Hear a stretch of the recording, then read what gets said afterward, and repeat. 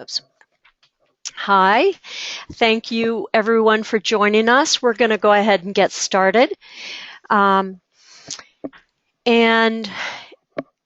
everyone who is on the call is on mute at the moment, except for the panelists.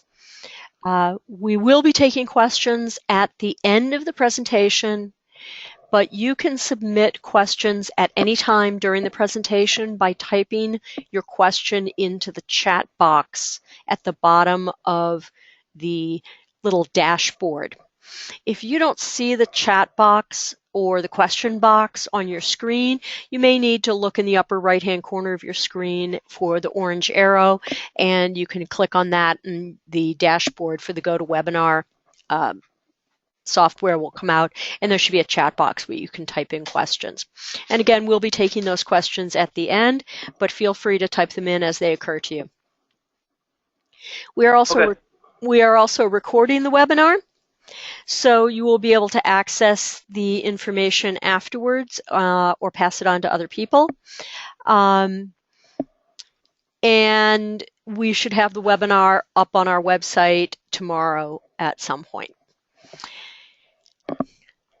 So we are joined today by Steve Olmsted, who is with environmental planning at the Arizona Department of Transportation. He assists in delivering ADOT's $1 billion annual construction program, and additionally administers programs for sustainable transportation, extreme weather and climate change, ADOT's USGS partnerships, FHWA Everyday Counts initiatives, and he also assists local, regional, national, and international groups adopting many of these activities. In addition, he's held several accounting, finance, and budget positions at ADOT, so he's very familiar with how to get these things done and how much they cost. And we are also joined by Jennifer Toth today. She brings more than 20 years experience in the transportation field. She has joined us on previous webinars when she was at the Arizona Department of Transportation. She is now the director of the Maricopa County DOT, and she's also the county engineer. And Maricopa County is one of the largest counties in the U.S. Before joining MCDOT in 2014, she was the state engineer and deputy director for Arizona DOT. And she's worked in the private sector as a transportation consultant as well. She brings a passion for public service and meeting the transportation needs of the residents of Maricopa County. So they're very lucky to have her. And now just a little bit about SSTI before we hand it over to our panelists. SSTI, in case you are not familiar with us, is a network of reform-minded state DOTs housed at the University of Wisconsin, and we started in 2010. We work in 3 different ways. We get together executive level DOT officials, that's the heads of the state DOTs, for a community of practice. We do technical assistance for the states that work with us, and you can see a map of the states that are currently working with us. And we're also a resource for the larger transportation community, which is where our webinars come in. So again, before I turn it over to Steve and Jennifer, I just want to remind everybody that this is being recorded, so you'll be able to get this information later. And if you have a question at any point during the webinar, just type it into the chat box, and we'll be taking questions at the end of the presentation. And if you don't see the chat box, just click on the orange arrow in the upper right-hand corner, and you should be able to see the chat box.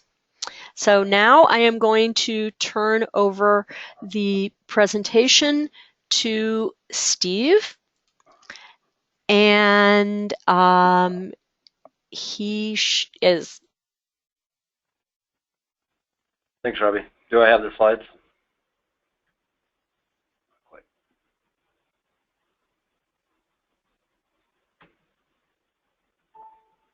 I don't think I have control of the slides yet, Robbie. Unmuted. Just click on the slide. I'm going to mute myself, so it'll just take a minute. There you go. Muted.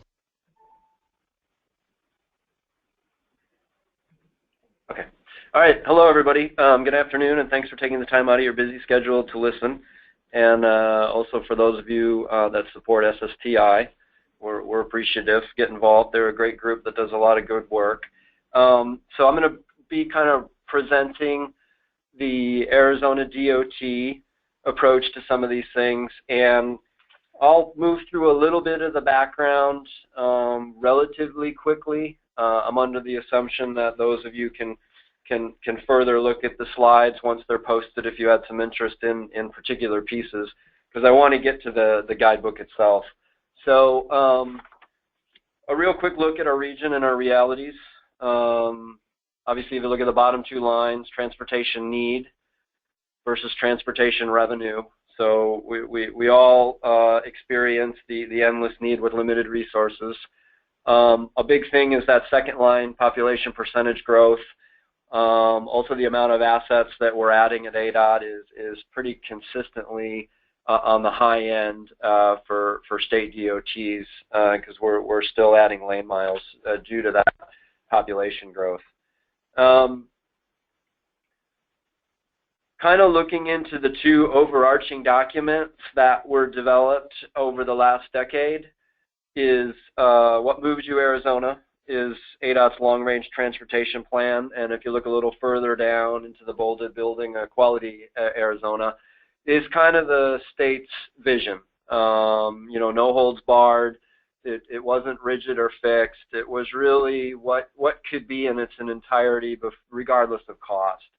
And What Moves You, Arizona kind of brings that back inside. I highlighted the last bullet so that we kind of specifically focused on what we were talking about today, in developing documents and approaches to not only identify existing conditions, but how do we link them to the future trends. So to those two specific overarching documents, the What Moves You, Arizona and the VQAZ, they're housed inside our ADOT Multimodal Planning Division. And as many of you experience in your respective areas, that group has specific responsibility for developing statewide transportation approaches for all modes. Obviously, in many instances, ADOT is a traditional road building entity, but it has a responsibility for a lot of the other modes. And that's where we kind of reached well into the 21st century, needing approaches that addressed a lot of those multimodal areas that you see, including, you know, public transit, pedestrian, bicycle, and even aviation to round those out. So then a little bit about my area of the participation. So once we drilled down a little bit further inside the agency itself, over the last 4 to 5 years, we identified the realities of just among all those different modes, how do we execute improved planning and project development with those modes, and what are the entry points? So a logical next step, at least for us, was developing a sustainable transportation program. There's a web link. If you just Google that specific title, it will come up, and I won't spend a lot of time on that, but it was initiated in 2013, and we're really happy with where that's evolved to. And I'll single out the desire we had that had the program focus be on project development. I think sustainable planning and things of that nature, stakeholder outreach, there's a lot of elements within sustainable transportation, albeit somewhat ill-defined, are very commonplace. What gets difficult is to start drilling down into the project development itself. And then I highlighted there in the bottom as just what I said, operationalizing sustainable transportation, specifically as it relates to design. Real quickly, within our effort, we kind of developed a 13-point milestone framework. You'll see on the right-hand side there, including the fourth one up from the bottom, FHWA support and the INVEST tool. 2 more up from that, INVEST project development rollout. 2 more up from that, Design Excellence Award Program. So again, that was kind of linking the ways forward on specific project development and what did that mean. On the left there, the program was highlighted in the May-June issue of Public Roads, so you could read further on that. So specifically getting to the framework in developing the guidebook, it went through a lot of iterations. So I won't spend a lot of time on where it got bogged down and a lot of the different views that stakeholders had. I think one of the things that we're all proud of, and Jennifer was a big part of that, was getting a guidebook done. So I'll be honest, we started out with an entire universe of what we thought it could be. You're always going to run into, the way we do it now is just fine mindset, and then the other end of where I come from is let's experiment, let's try it, let's do some pilot projects, and then we can always find that it did or did not work later. But I think we're proud of the fact that although it took a couple of years, the ultimate product, I think actually in some respects benefited by its delayed final production, in that there were a couple of other areas, including what sustainable transportation actually meant to ADOT, that was able to mature and then actually better contribute to the guidebook. And I would say they concurrently developed over 2014, 2015, and what we find in the final issuance this year in 2016. So we were able to influence the guidebook a lot more of some next generation thinking, where I think initially we might have not benefited from that. So just to go over the bullet points, it was really designed to complement what we were already doing, especially as it related to context-sensitive efforts, stakeholder outreach, project partnering, all the things that go into improving the end product. It draws on transportation practices, which admittedly, as a state DOT, we did better on some than others.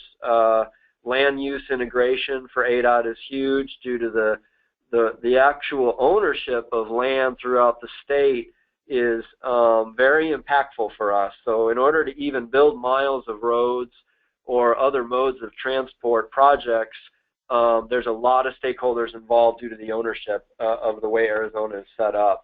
And really the guidebook, which you can read when you go inside of it, it really attempted to answer 4 questions, and those are the questions at the bottom there. What in the world did complete transportation?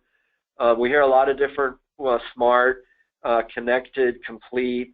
In many instances, they're very unique the way you interpret them, and quite often certain elements of those words, they mean a lot of the same thing.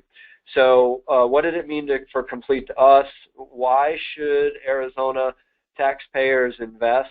Why should the federal government allow ADOT to use federal aid funds to do projects? And how are we stewarding that money, and how are they better improving the outcomes? It discusses for our internal design engineers and our external stakeholders, how do I plan, design, and build something that we're describing?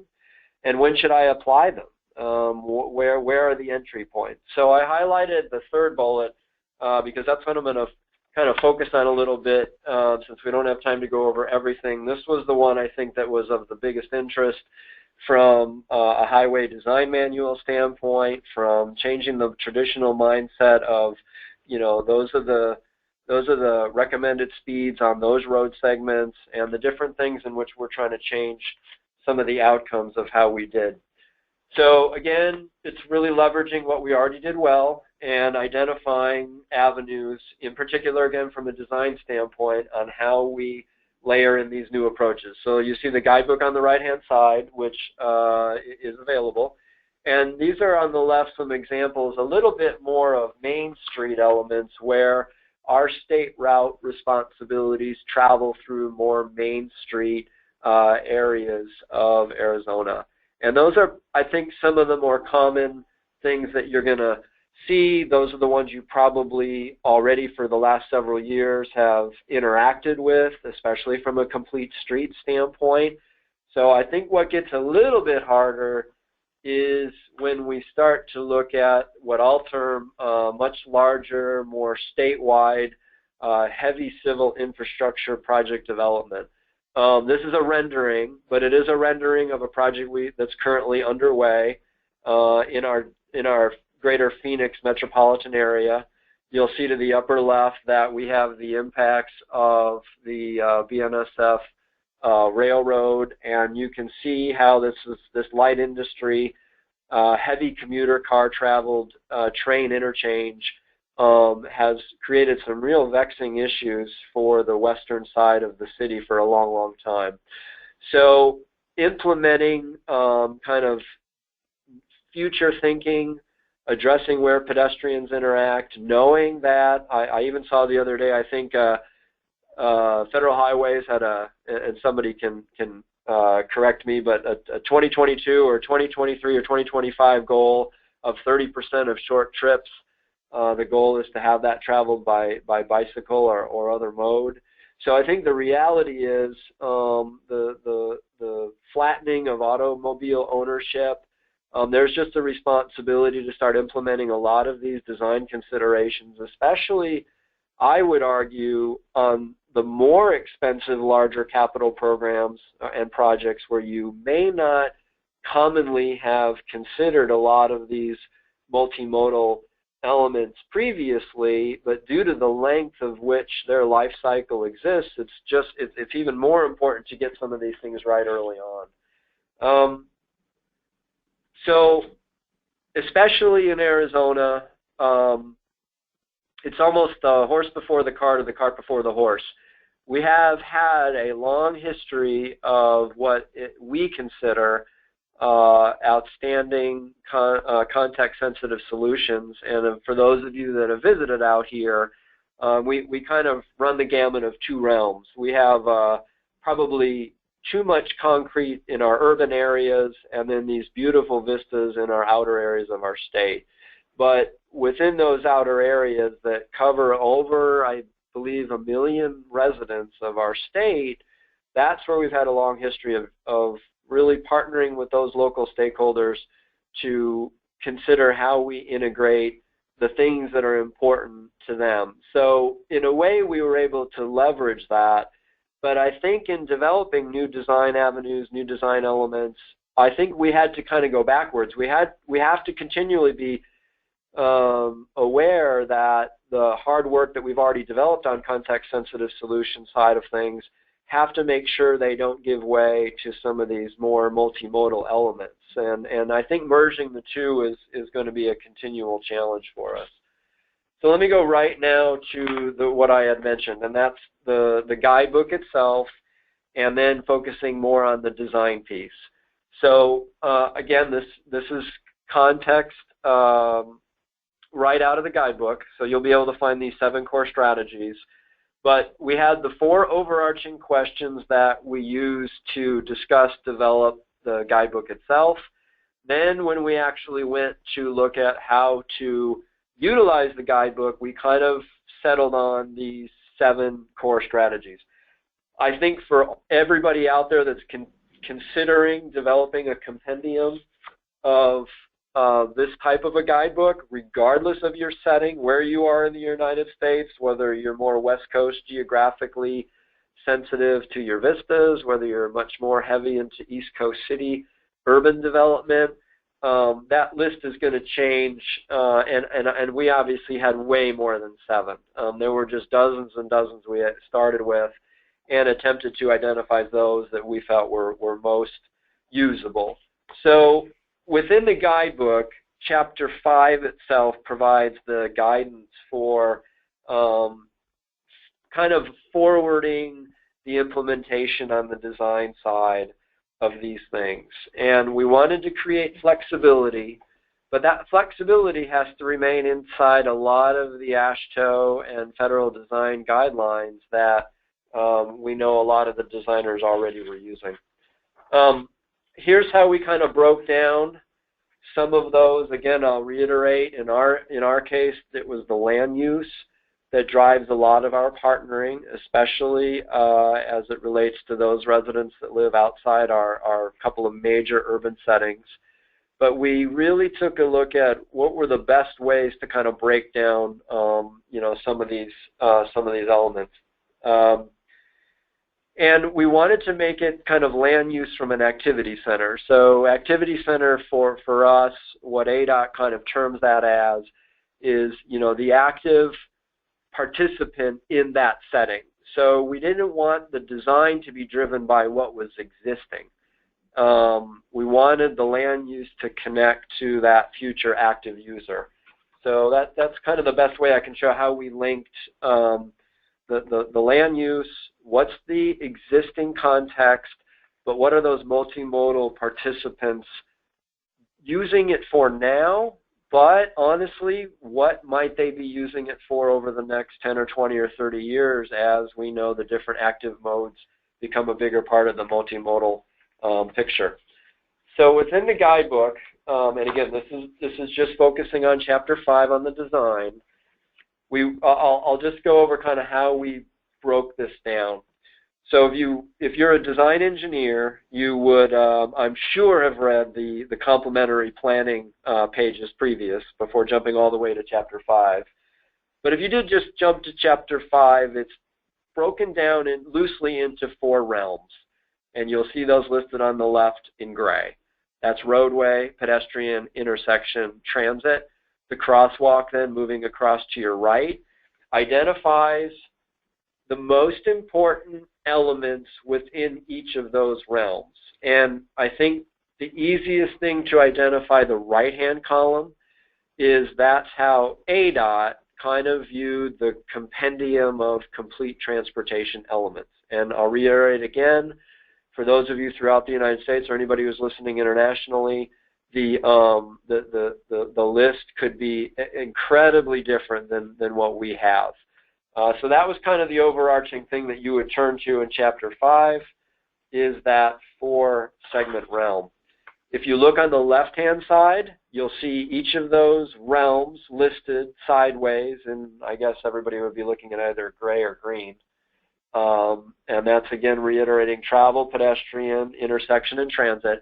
And then there would be the crosswalk. So we attempted to just use a very user-friendly high, medium, low crosswalk for each of the design elements that, again, ADOT, now that's not necessarily indicative of everybody out there who would design their own book, but the design elements in which we considered were relevant to a complete transportation environment for each of the realms. What you see on the right-hand screen, albeit probably hard to read unless you enlarge the slide itself, is an example. If you look at the left-hand side again, if you look under traveled roadway realm, which is the top, and you look at the number 1 item in the upper left-hand corner, you would see design speed under design element. The image on the right gives you the example. If you were then to turn into the guidebook, what does design speed within the travel roadway realm mean to ADOT? So that's where you would find the underlying support material for each one of those line items listed in the design element. All right, and I found my first mistake. Hopefully it was my only mistake in the presentation. You find redundancy in the left column and the right column, so I don't want to confuse anybody. That was my mistake. You should basically see all 4 realms listed before you, but unfortunately the transit and the intersection, I put in the wrong one on the right-hand side, so I apologize, but you can see that in the guidebook. So what you will see is once you move further down into the guidebook and you look at those realms, you will, from a design standpoint, what we've tried to do is provide for the design engineer the opportunity from, I guess, a roll-up standpoint, identify what is the exact design consideration for your realm within each of those land-based activity centers. So again, the challenge in the guidebook was to tie together the context of multimodal, the focus that we wanted it activity-based, not for just where everybody was at, but what it might be used for in the future. And then obviously the 3 areas of settings, urban, suburban, and rural. So without complicating it for the design engineer, if they really understood no other elements within the guidebook, we wanted to give them a very user-friendly crosswalk for each of the realms, for each setting, on what are the basic design elements that they could consider outside their regular responsibilities. that's it for the chapter 5. What I kind of wanted to spend a minute on before I finish is what now. So we developed the guidebook. We were able to get it out this past spring. A guidebook is great, but things of any nature, we know, especially in transportation, a corridor study or any number of guidebooks or assistance products can get shelved. So what we're currently at is it's always going to take a couple champions within the operation to steward a couple of pilot projects. So you saw some more complete street examples earlier in the presentation. I think those were low-hanging fruit. I don't want to say that projects that were already underway that had elements of a multimodal context, we simply said, look, we were able to implement the guidebook too. But yes, to be honest, to get a couple of early wins and to get the guidebook adopted, we had that guidebook kind of applied as a cursory review to projects that we already knew had great multimodal context involved, and just to kind of check against what we now see the guidebook doing versus what we did.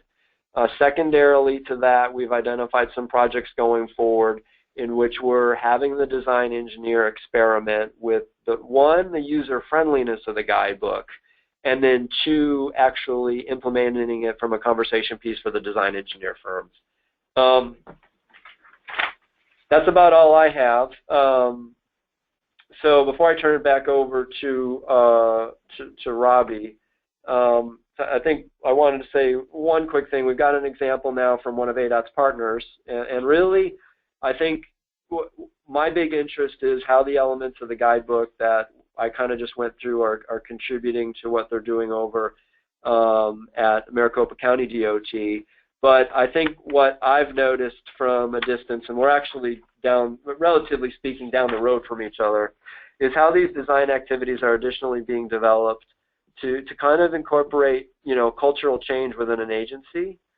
I think even more importantly, what we're doing at ADOT, Maricopa County DOT is taking even a measurable step farther, extending these avenues kind of deeper into complete streets, and I think we'll hear a little bit more about the newer areas of active transport.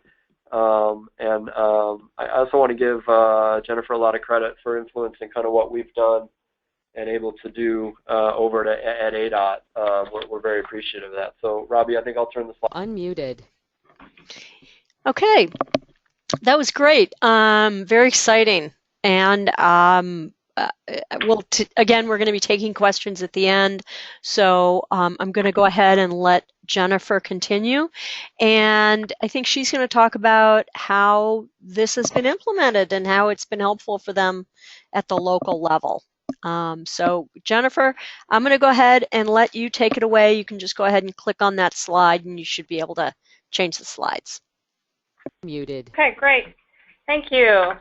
Well, as Steve said, I'm pleased to be working again with Steve. We had a great relationship and got things started over at ADOT, and very anxious to be implementing some of this over at the county, and that's really what I'm going to concentrate on, is talking a little bit about how we are using the guidebook from a cultural standpoint, as Steve mentioned, and then just also from a practical standpoint.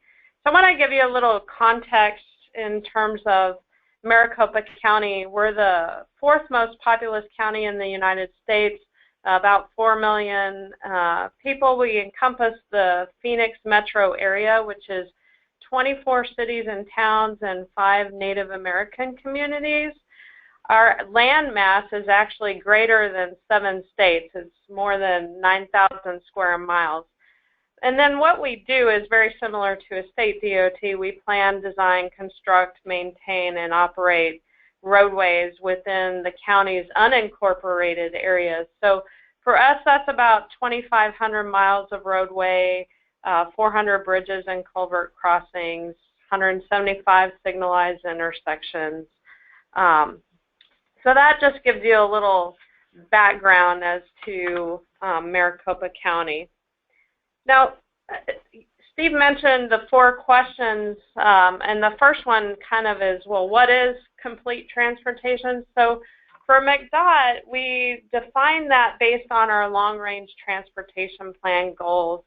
And what that is, as you see here, protecting our past investments, but also our future transportation investments, really encouraging a seamless transportation network. When you have 24 different cities and towns, plus the county and the state, and trying to develop a transportation network, we have to really look at connecting the DOTs, if you will. We want to provide a system that's safe and efficient for all modes of travel, really that multimodal aspect that Steve was talking about. And then most important to us right now is promoting that quality of life and the economic vitality.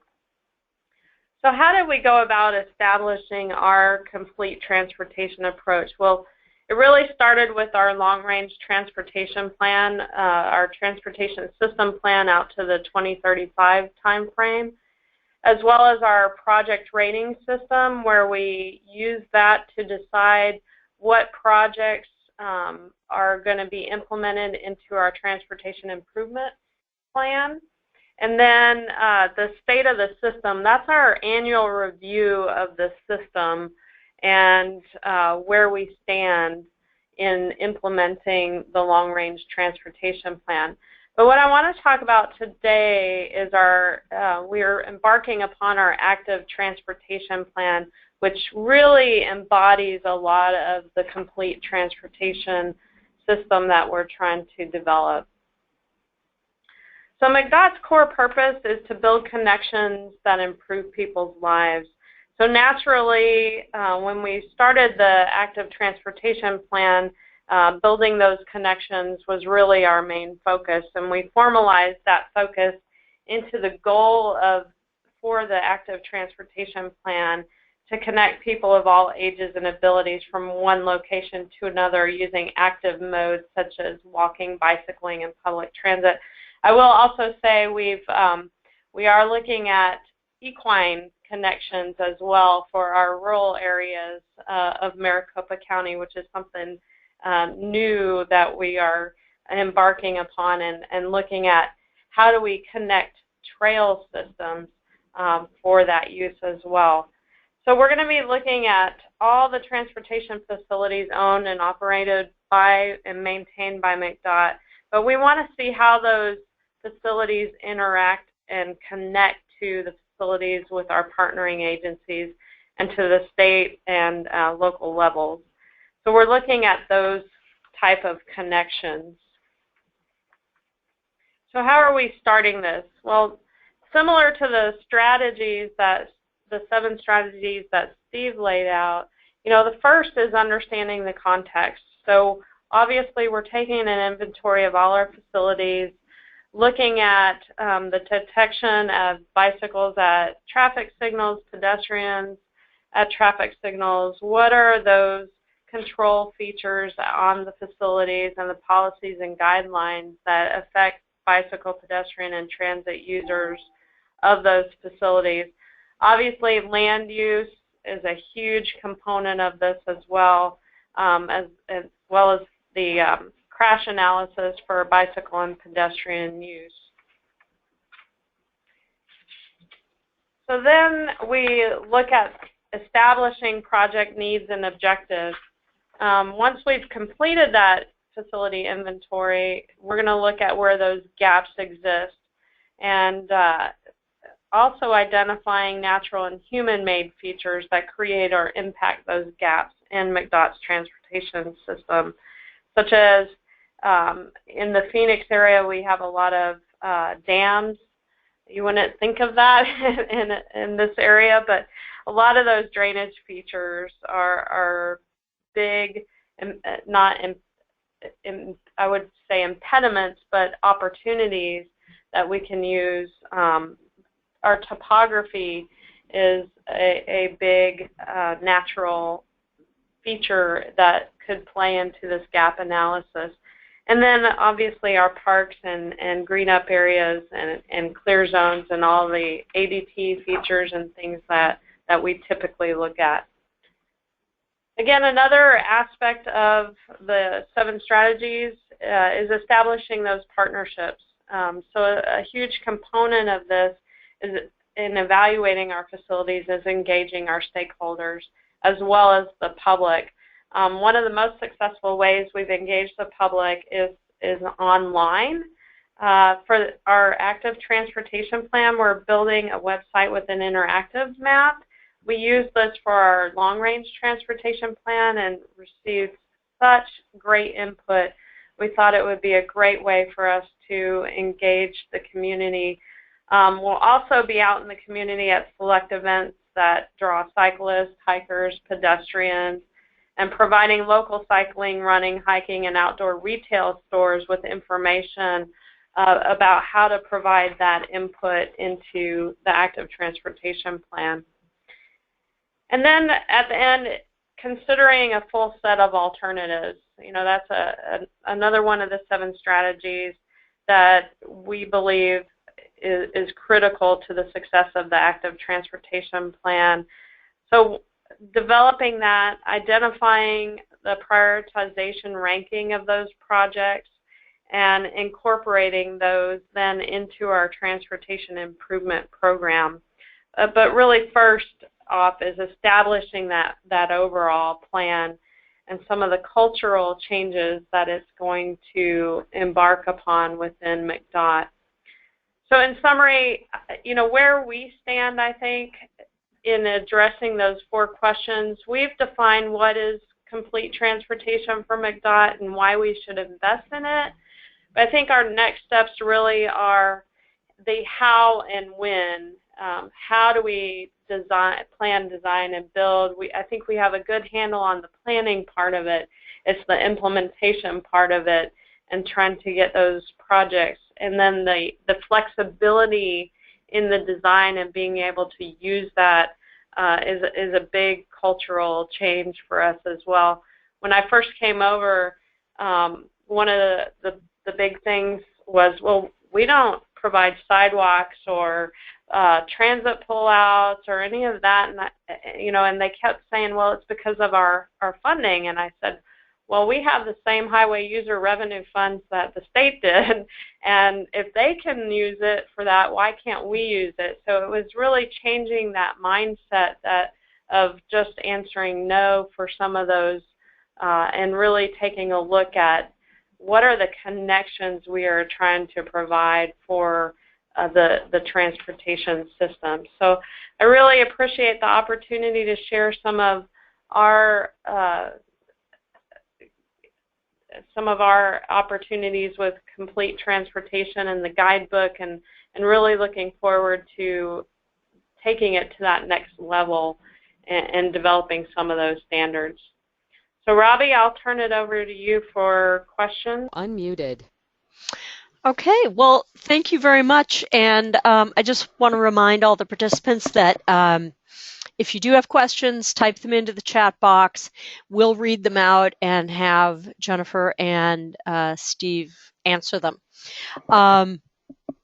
If you don't see the chat box, just look for the little orange arrow, and you might need to click on that to get the chat box to appear.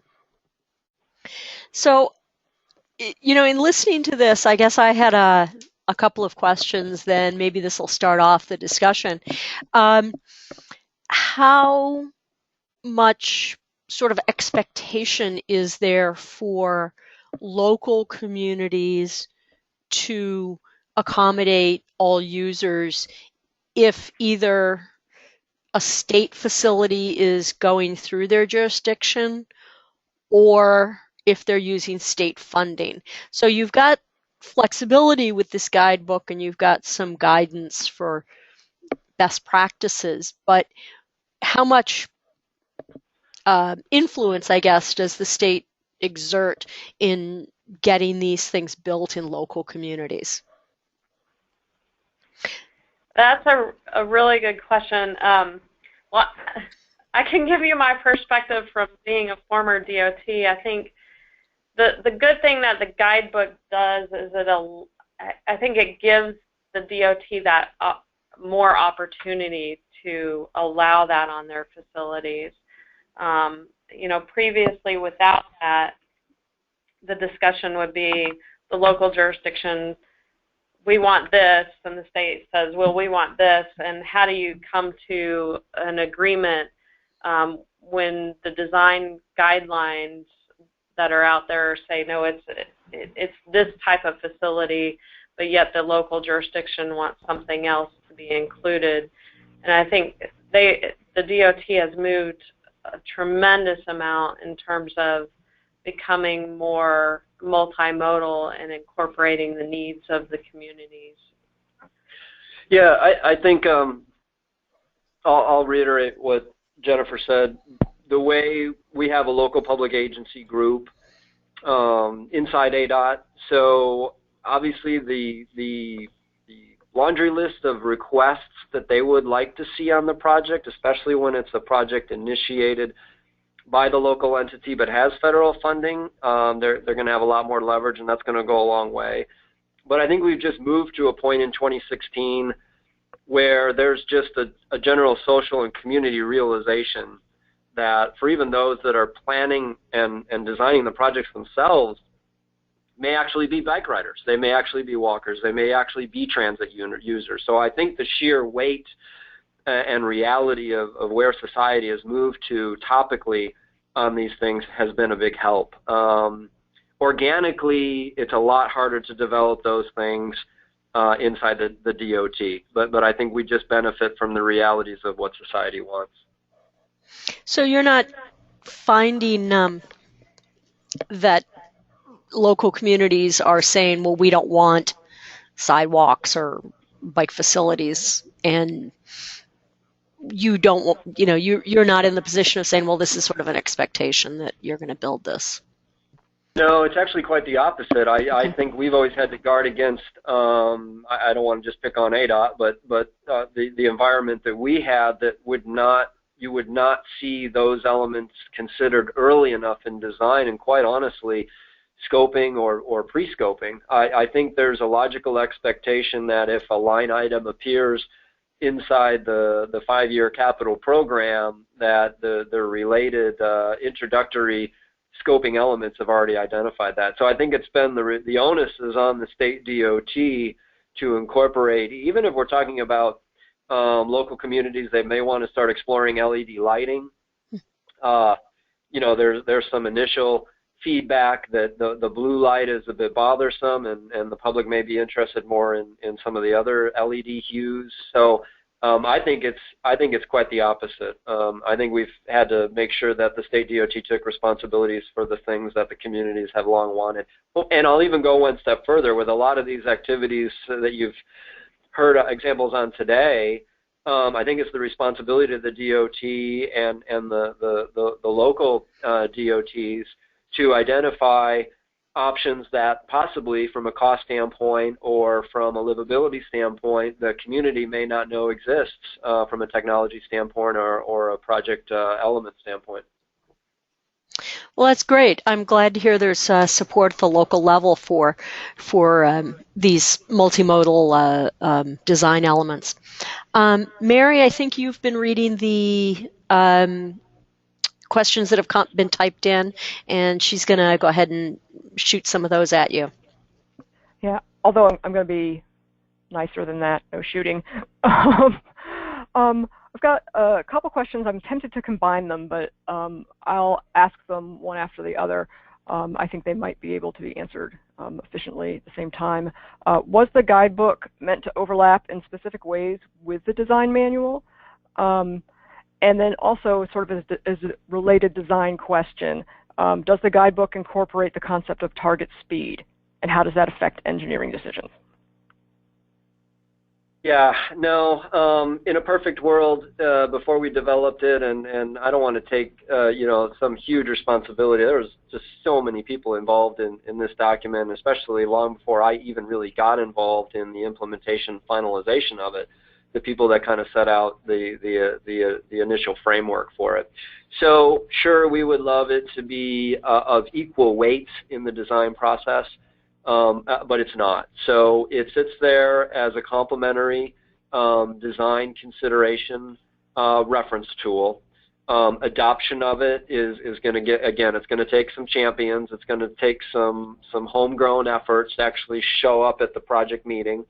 So honestly, we have not developed a formal protocol, which is I think painfully missing.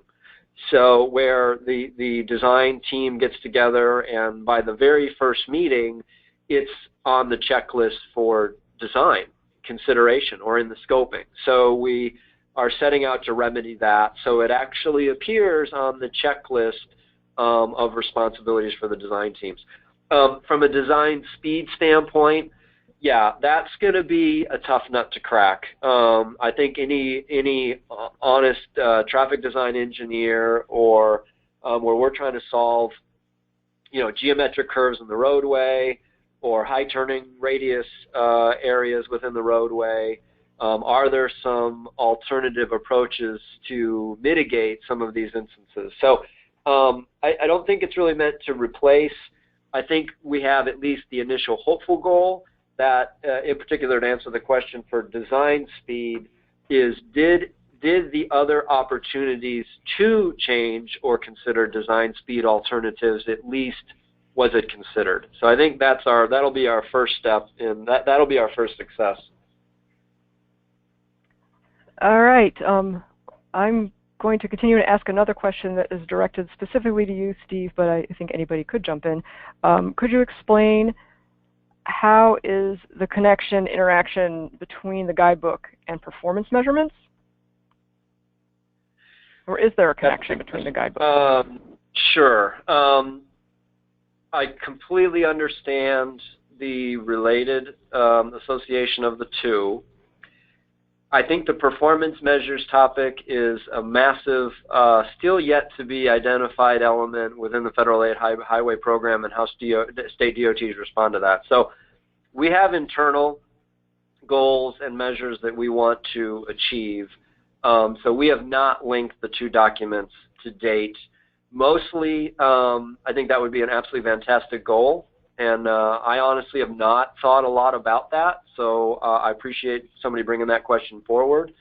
I think it's a matter of allowing the appropriate basket of performance measures to develop within the state DOT and the Federal Highways Program first.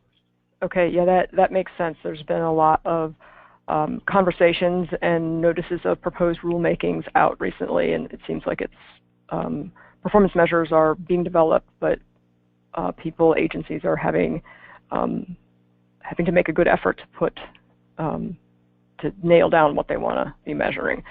All right, I will move on to the next question. How does this plan fit in with ADA, Americans with Disabilities Act transition planning, as new facilities are put in place and ADA is brought more into compliance? Well, I can say from the McDOT's perspective, that's one of the things we're looking at with the active transportation plan is kind of integrating the gap analysis, and how does that then play into our transition plan.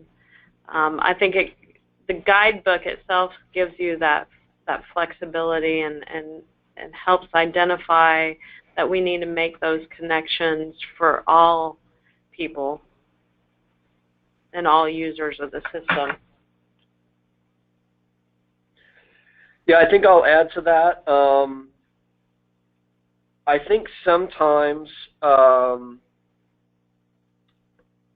admit that a better way forward for incorporating a lot of the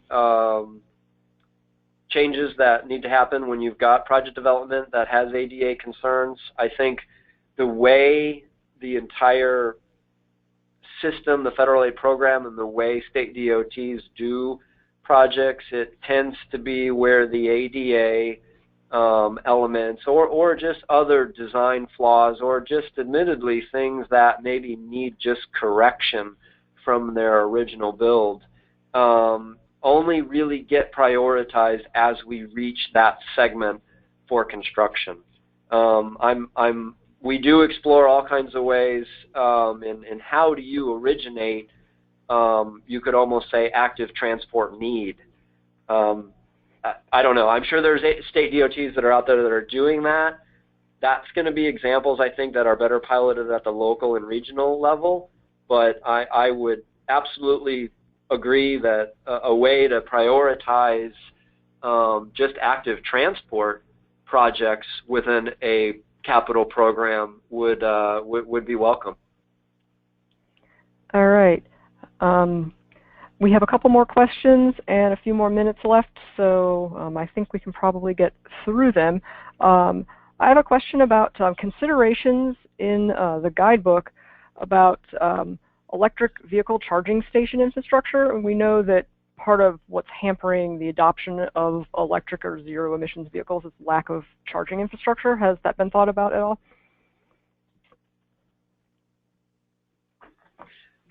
At my desk, yes.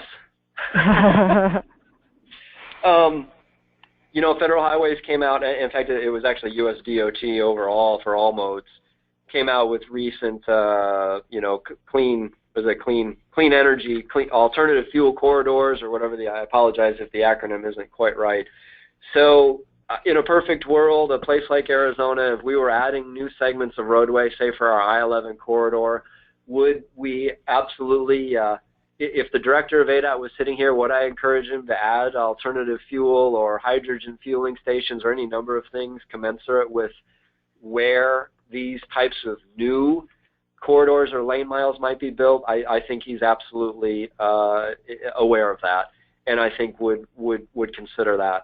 The hard part on a lot of these things, I think what I run into in working through avenues forward for design and implementation is a little bit more about what is the reasonable ability to retrofit a lot of existing infrastructure to these new things. And I think that's going to take, and maybe that's, I know SSTI has been on the forefront of providing some of those ideas, but renewable fuels and what are the barriers that a state DOT finds within US DOT and federal highways to remedy some of those things. What's allowable as reimbursable within the federal aid program to even incorporate some of those things. So I'll actually put the onus on those of you that are out there that are in a better position to forward those types of initiatives for state DOTs to benefit from.